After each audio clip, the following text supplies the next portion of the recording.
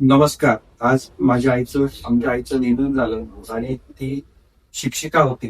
शिक्षक हा व्यक्ती जो असतो तो आयुष्यभर काहीतरी देत असतो आणि ती जाताना देखील तिचं नेत्रदान करून गेली. आमच्या सगळ्यांच्या ह्या सगळ्या स्मृती त्या कोणाच्या तरी बरोबर राहतील आयुष्यभर. त्यासाठी तिला हे नेत्रदान करायचंच होतं. मला ती अनेकदा सांगायची. देहदान देखील तिला करण्याची इच्छा होती, परंतु अनेक अडचणी आणि व्याधी असल्यामुळे तो निर्णय आम्ही घेतला नाही आणि नेत्रदानाचा निर्णय आम्ही सर्वांनी एकत्र मिळून तिच्या इच्छेनुसार केलेला आहे.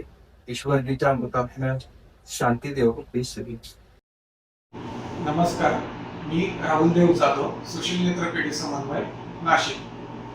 आज फुटवडनगर येथील 83 वर्षीय सौ विजया जयवंत बदाने यांचे आज वृद्धापकाळाने निधन झाले. त्यांच्या मृत्यूपश्चात त्यांच्या कुटुंबियांनी एक मानव धर्म म्हणून त्यांचं नेत्रदान तसेच अवयवदान करण्याचा निर्णय घेतला. परंतु काही कारणास्तव त्यांचे अवयवदान करणे शक्य नव्हते, पण त्यांचे नेत्रदान करणं शक्य असल्यामुळे त्यांनी त्वरित सुशील आय हॉस्पिटल व सुशील आय बँकेचे डॉक्टर शरद पाटील सर यांच्याशी संपर्क साधून नेत्रदानाविषयी माहिती सांगितली व त्यांच्या आईचे नेत्रदान करण्याची इच्छा व्यक्त केली.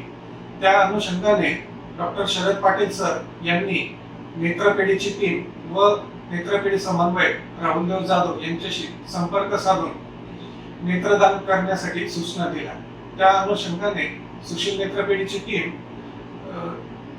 बदाने कुटुंबियांच्या घरी पोहोचून सौ विजया बदाने यांचे नेत्रदान यशस्वीरित्या पूर्ण केले.